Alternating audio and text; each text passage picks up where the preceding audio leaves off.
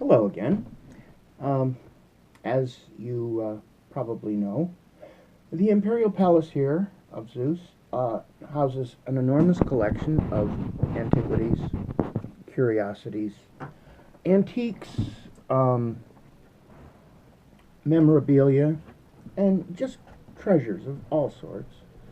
Artwork, uh, very large library. Um, anyway, we got a request for an update on how things are going here at the palace. We moved in about 13 months ago, back in here. For the first time, we are again in residence at the Imperial Palace of Zeus since the early 90s, I think. Anyway, um, here's an update. I just bought these things, and I haven't actually looked through them yet myself since I got them. So we'll do that together now, shall we? All right. Let's see, what is this?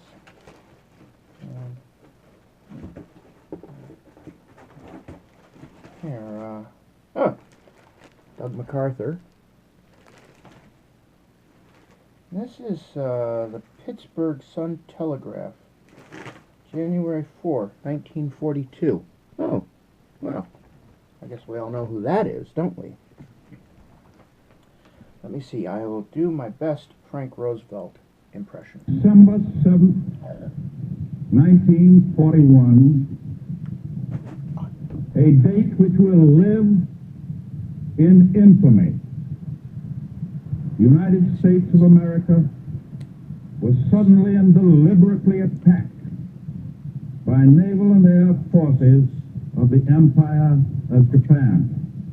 No matter how long it may take us to overcome this premeditated invasion, the American people in their righteous might will win through to absolute victory. Thank you. Yeah. So that is Frank Roosevelt. Shortly after the date which will live in infamy. Here, I don't know, it's a big Pittsburgh connection for some reason. This is Wednesday morning, December 10th, 1941. How about that? It's only 3 days after the date which lives in infamy.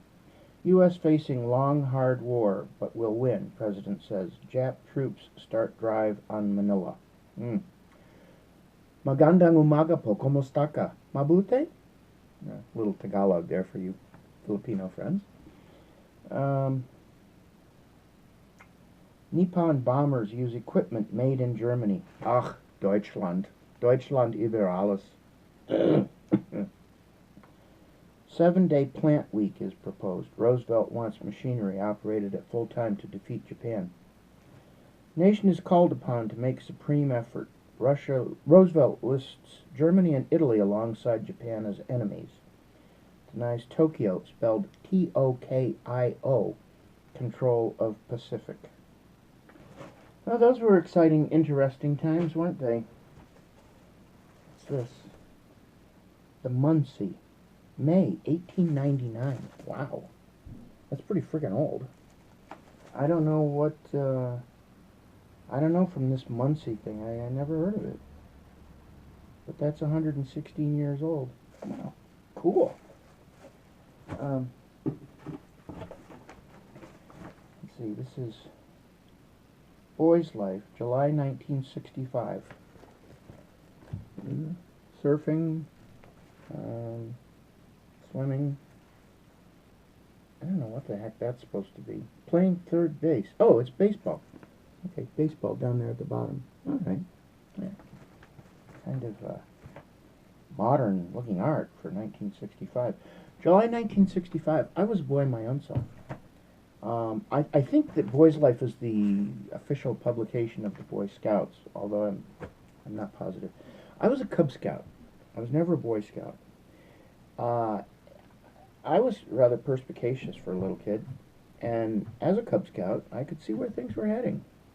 You know, as a Cub Scout, you salute with 2 fingers, and as Boy Scout, you salute with 3 fingers, And I didn't like where that was going with all the saluting and marching, so I said, adios, and that was the end of my Cub Scouts.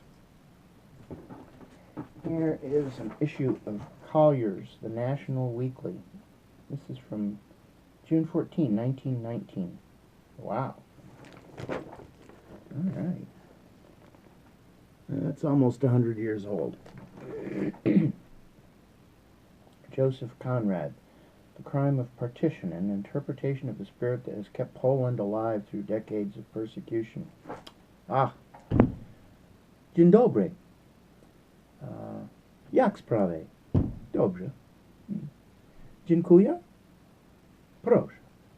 That's the extent of my Polish.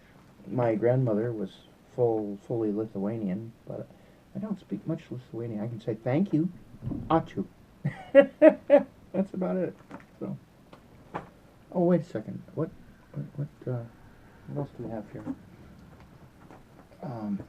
Oops. Oh. Sorry. Oh. Sorry, wait just a second. I seem to be getting a call here.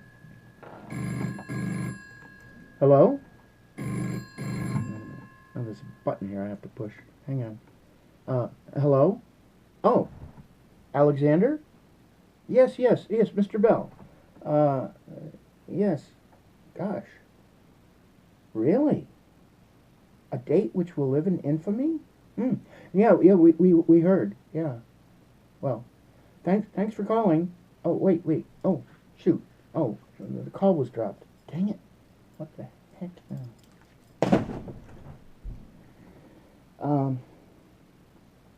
Sorry, where were we? Let's see. I think I showed you Frank Rosa. I showed you Frank, right? And here is a big picture of Doug MacArthur. As you may recall, he gave what at that time was a very rare an address to what was at that time a very rare joint meeting of Congress, joint session of Congress, during which he said, "Old soldiers never die, they just fade away." Well, from what I've heard, MacArthur was kind of a dick. In the Philippines, you recall, I shall return. Well, he did return, but not one of my favorite people. I should be grateful to whatever he may have accomplished in our defense. Here's something else. Popular Science, August 1931. Founded monthly, 1872. Speedboats race standing still. Oh my God. Ha! I could be mistaken, but you see who's driving that speedboat? Looks an awful lot like a fellow named Adolf Hitler.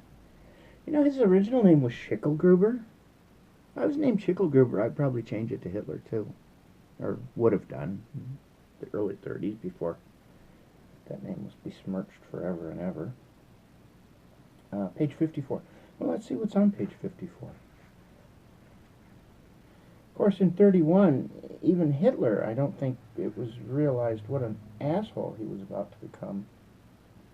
He was elected in, the Nazis won an election, a plurality anyway, in 32, I think it was, and Paul von Hindenburg invited Hitler, or named him Chancellor in 33, I believe it was.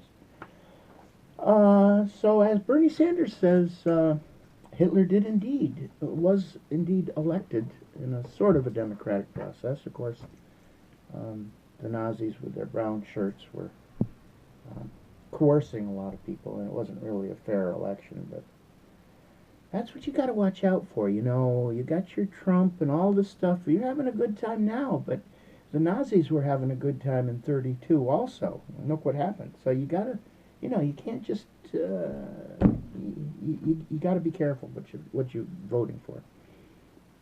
Now here we are arriving at the pièce de résistance. Check it out. Queen Elizabeth II's silver jubilee, 1977. Yep.